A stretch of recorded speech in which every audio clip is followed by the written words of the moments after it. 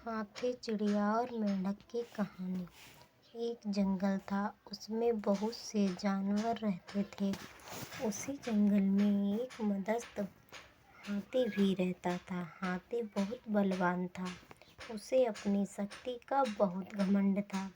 जंगल के सारे जानवर, यहाँ तक कि शेर भी उससे बहुत डरते थे। अपनी शक्ति के घमंड में हाथी किसी भी जानवर को परेशान करता रहता था। वह कभी किसी जानवर का घर तोड़ देता तो कभी किसी को मार कर अधमरा कर देता था।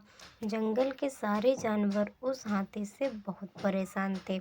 उसी जंगल में एक वृक्ष के ऊपर घोंसले में एक चिड़िया और एक चिरोटा रहता था।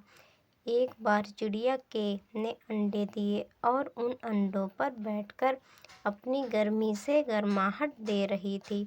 पास में ही चिरोटा बैठा हुआ था, चिड़िया से बातें कर रहा था। तभी हाथी वहां आया और पेड़ की छाया में बैठ गया। कुछ देर बाद उसे ना जाने क्या हुआ, हाथी ने अपनी सूंड से वृक्ष को पकड़ लिया और जोर जोर से हिलाने लगा। हाथी के ऐसा करने से चिड़िया का घोंसला नीचे गिर गया और उसके अंडे टूट गए। यह सब देख चिड़िया और चिरोटा को बहुत दुख और वो विलाप करने लगे। हाथी के वहां के जाने के बाद कठफोड़वा वहां आ गया और चिड़िया और चिरोटा को धीरज बंधाने लगा।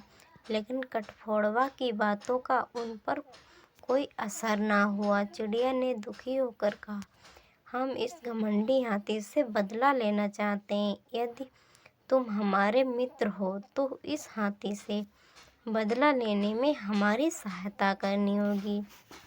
कठफोड़वा बोला, मैं अवश्य ही तुम्हारी सहायता करूँगा, परंतु हाथी से बदला लेने के लिए हमें कुछ और लोगों से भी सहायता लेनी होगी। मेरे जान पहचान की एक मक्खी है, वह बहुत होशियार है, हमें उसके पास चलना चाहिए। वे सभी मिलकर मक्खी के पास पहुँचे।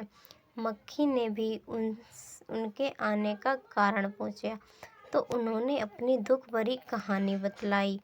उनकी बातें सुनकर मक्खी भी उनके साथ सहयोग के लिए तैयार हो गई और मक्खी बोली, यह कार्य बहुत कठिन है, हमें इस कार्य में अपने मित्र मेंढक की सलाह और सहायता की भी जरूरत पड़ेगी। मक्खी की बात सुनकर सभी मेंढक के पास पहुँचे और मेंढक से सहायता मांगी। मेंढक भी उनकी सहायता के लिए तैयार हो गया। फिर मेंढक ने एक योजना बनाई और सभी को योजना पसंद आई और योजना पर अमल शुरू कर दिया गया। योजना अनुसार एक दिन हाथी खाना खाकर मदमस्त होकर आराम कर रहा था। तभी मक्खी उसके कानों के पास जाकर मधुर गीत गाने लगी। हाथी गाने सुनकर इतना मस्त हो गया कि अपनी आंखें बंद कर झूमने लगा। तभी रणनीति की तहत कठफोड़वा वहां आया और हाथी की दोनों आंखों में चोंच मार दी, जिससे हाथी को कुछ समय के लिए दिखना बंद हो गया।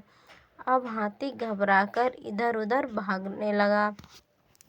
पास में ही मेंढक एक बहुत बड़े गड्ढे में छिपकर बैठा था और जोर जोर से टर्राने लगा। हाथी को लगा मेंढक टर रहे हैं, जरूर पास में ही तालाब होगा, तो तालाब के पानी में अपनी आंखें धोना चाहता था, जिससे उसे दोबारा दिखने लगे। और वो जैसे ही मेंढक की आवाज़ के पास गया, एक बड़े से गड्ढे में गिर गया। अब तो वह लाख प्रयत्न करने के बाद भी गड्ढे से नहीं निकल पा रहा था और उसे कुछ दिखलाई भी नहीं दे रहा था। तभी चिड़िया बोली, अरे हाथी, तुम्हें अपनी ताकत का बहुत घमंड था। देखो, हमारे जैसे छोटे छोटे जीवों ने तुम्हें यहाँ तक ला दिया है। अब तुम इन्हीं गड्ढों में भूखे प्यासे रहना और तुम्हारी कोई मदद नहीं करेगा, क्योंकि तुमने सबको बहुत परेशान किया है। हाथी को अपनी गलती का एहसास हुआ और वह चिड़िया से माफ़ी मांगने लगा। चिड़िया उसे माफ़ करने के लिए तैयार नहीं थी। इतनी देर में जंगल के दूसरे भी हाथी की आवाज़ सुनकर वहां आ गए। हाथी बार बार चिड़िया और दूसरे जानवर जिन्हें उसने परेशान किया था, सभी से माफ़ी मांगने लगा। अंत में चिड़िया और जानवरों को उस पर दया आ गई और सभी ने मिलकर हाथी को उस बड़े से गड्ढे से निकाल लिया।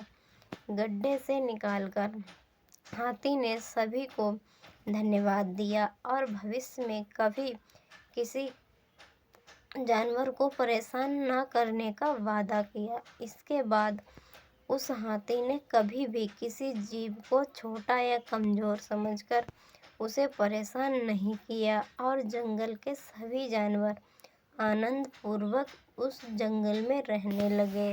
धन्यवाद।